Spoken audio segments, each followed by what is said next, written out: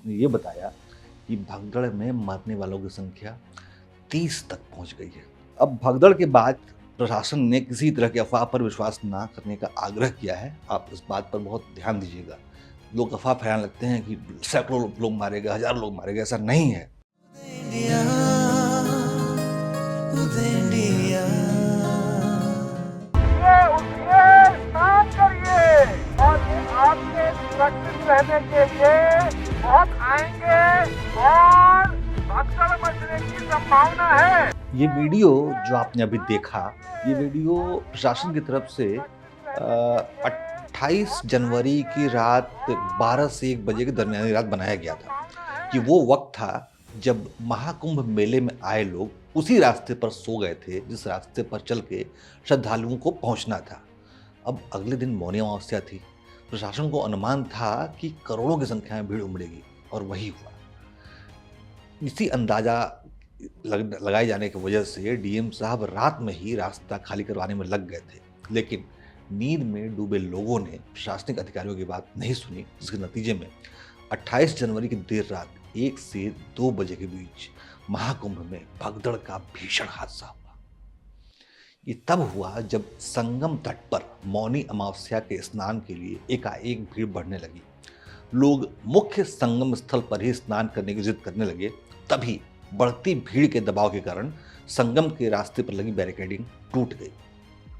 इसके अलावा जब लोग संगम स्थान पर स्नान के लिए जा रहे थे, तभी जो लोग, जैसे हमने बताया पहले भी, कि बैरिकेडिंग के पास जो लोग सोए हुए थे, उन सोए हुए लोगों में उलझकर जो लोग चल रहे थे, वो कुछ लोग लुढ़क गए, गिर गए, और उनके गिरते ही पीछे से आ रही विशाल भीड़ एक के ऊपर एक गिरती चली गई। यानी एक आदमी गिरा, उससे उलझ के दूसरा गिरा, फिर उससे तीसरा गिरा, और ये हादसे का स्केल बढ़ते चला गया। और इस हादसे के जो लगभग 18 घंटे बाद जो आंकड़े हैं, उसने ये बताया कि भगदड़ में मरने वालों की संख्या 30 तक पहुंच गई है। 2.5 दर्जन तक पहुंच गई है ये संख्या, जिसमें से 25 लोगों की पहचान हो चुकी है। हालांकि इसके बाद सारा मामला शांत हुआ और प्रयागराज में चल रहे महाकुंभ में भगदड़ जैसी स्थिति के बाद अब हालात पूरी तरह से सामान्य हो चुके हैं। पीएम मोदी खुद कुंभ की स्थिति में बनाए हुए हैं और राज्य सरकार से लगातार संपर्क में है। महाकुंभ को लेकर पीएम मोदी और सीएम योगी के बीच 4 बार बात हो चुकी है। प्रधानमंत्री ने स्थिति सामान्य करने और राहत पहुंचाने के निर्देश दे दिए हैं। महाकुंभ में जो भगदड़ मची थी, वो संगम नोज एक जगह है, वहां पर मची थी। ये वही जगह है जहां पर माँ गंगा, यमुना और अदृश्य सरस्वती का मिलन होता है। इस स्थान को स्नान के लिए बहुत ही महत्वपूर्ण माना जाता है।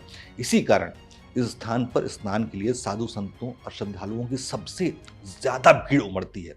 संगम नोज के इस महत्व को देखते हुए प्रशासन ने इस बार महाकुंभ में इसके क्षेत्रफल को बढ़ा दिया था, लेकिन लोगों की भीड़ इतनी ज्यादा उमड़ी कि बैरिकेड्स टूट गए और भीड़ के दबाव से महिलाएं बेहोश होने लगी, और ये बेहोश हो रही महिलाएं जैसी जमीन पर गिरी, भगदड़ मच गई। हालांकि ये स्थिति बहुत ही थोड़े समय के लिए रही। जल्द ही प्रशासनिक अधिकारियों ने मोर्चा संभाला और सारी स्थिति संभाल ली गई, और जिसके बाद मौनी अमावस्या का जो दिन रहा 29 जनवरी, उस दिन भर स्नान का सिलसिला जारी रहा। अब आंकड़े बता रहे हैं कि मौनी अमावस्या के इस सिर्फ एक दिन पवित्र संगम में लगभग 6 करोड़ लोगों ने स्नान किया। ये आंकड़ा सिर्फ एक दिन का है, ध्यान रखिएगा, क्योंकि कुंभ लगातार 13 जनवरी चला रहा है और इसमें अब तक 22 करोड़ लोग स्नान कर चुके हैं। ये 22 करोड़ लोग दुनिया के कई देशों की आबादी से भी ज़्यादा हैं। अब भगदड़ के बाद प्रशासन ने किसी तरह की अफवाह पर विश्वास ना करने का आग्रह किया है। आप इस बात पर बहुत ध्यान दीजिएगा। लोग अफवाह फैलाने लगते हैं कि सैकड़ों लोग मारे गए, हज़ारों लोग मारे गए, ऐसा नहीं है। सिर्फ 30 लोगों की मृत्यु हुई है और मामला पूरी तरह से प्रशासन के नियंत्रण में है। इसीलिए किसी तरह की अफवाह पर भरोसा ना करिए। जो सरकार जानकारी दे रही है उस पर भरोसा करिए, और महाकुंभ से जुड़ी हर जानकारी हम आप तक, हमारा उदय इंडिया जो संस्थान है वो आप तक लगातार पहुंचाता रहेगा। जुड़िए हमारे साथ। जय हिंद, जय भारत।